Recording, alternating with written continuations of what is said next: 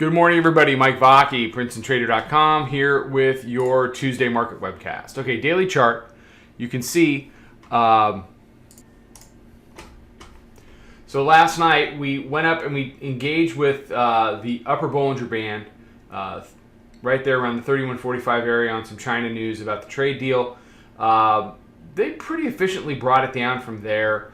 I'll be interested to see what kind of a candle we end up with at the end of the day.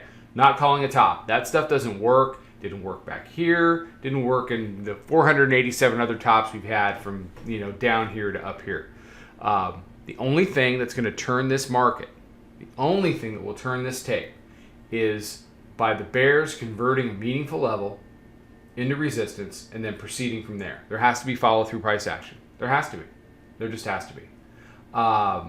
So as we get to the hourly, you can see the all-time high. You see the weekly pivot down there, 31.1175. We gapped up Sunday night. We never went back to visit it.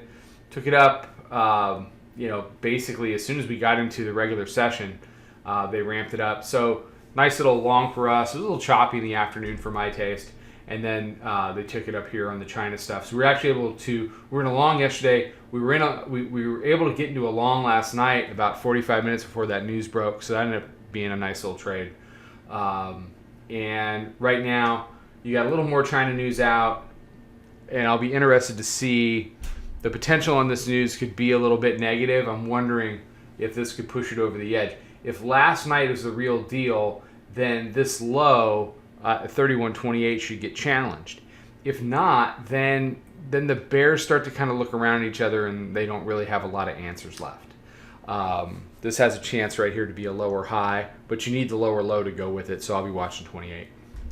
As we get into the regular session, daily pivot 31.27, hourly band basically 32.5, 5-minute mid is locked up with that. You have volume weighted average price at 34 and change. You have our proprietary moving average at 32.25. So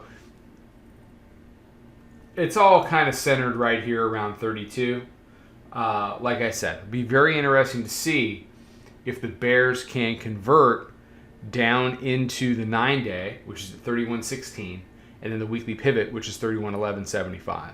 Until those two price levels convert, there's not a whole lot to talk about when it comes to the bears. Yes, you were able to fade a parabolic pop in the middle of the night to 45. That earns you a very solid golf clap. But that's about it.